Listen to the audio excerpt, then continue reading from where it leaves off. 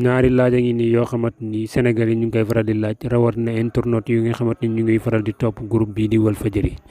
groupe boobu di Walfadjri ñu fa gis ne fan yii yëpp nag am na ay changement yoo xamante ni nag am na ca ñii di laaj na ndax groupe Walfadjri dañoo bëgg a changer li nga xamante ni moo di nataal wala tamit dañoo bëgg a delluwaat sa la nga xamante ni moom lañ leen gën a xamee di lan contour li nga xamante ni moo di pouvoir ba fa nekk gis nañ ne nag fan yi ñi nga xamante ñoom la ñuy waxee pro Sonko wala ñi nga xamante ñoo daan faral Ousmane Sonko si jamono ji nga xamante ni moo nekkoon si opposition bi ñu bëri nag jamono ji topp tekki nañ li nga xamante moo di seen dombal tànk ña sa mujj di ñi nga xamante ni ñoo di ñett soxna yi ngeen di gis si nataal bi nii ñoom ñett ñi nag mën nañ ne ni ki démb buñ sukkandikoo si Sénégal ñoom ñett ñi daal nañuy def li nga xamante ni moo di tekki sa ndombal tànk wala def li nga xamante ni moo di demande de démission nga xamante ni nag moo di Awa Diom Ndiaye nee nañu nag moom moomee lettre de démission boobee ki nga xamante ni moo di Cheikh Niass daal nanguwut ko accepté nanguwut ko recevoir benn yoon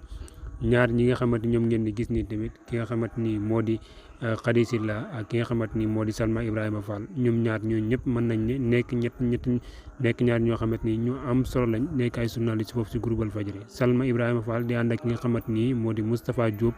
ki nga xamante ni moo di Khady Sylla di ànd ak ki nga xamante ni moo di Mame Birame Wathie ñooñu ne mën nañ ne di def ay émission yoo xamante ni Sénégal yi ak internautes yi dañ leen di bàyyi xel bu baax ñooñee nag mën nañ ne kon buñ jékki-jékkee rek bàyyi fi nga xamante ni moo di Walfadjri boobee am nañ loo xamante ni nag lu fa xew la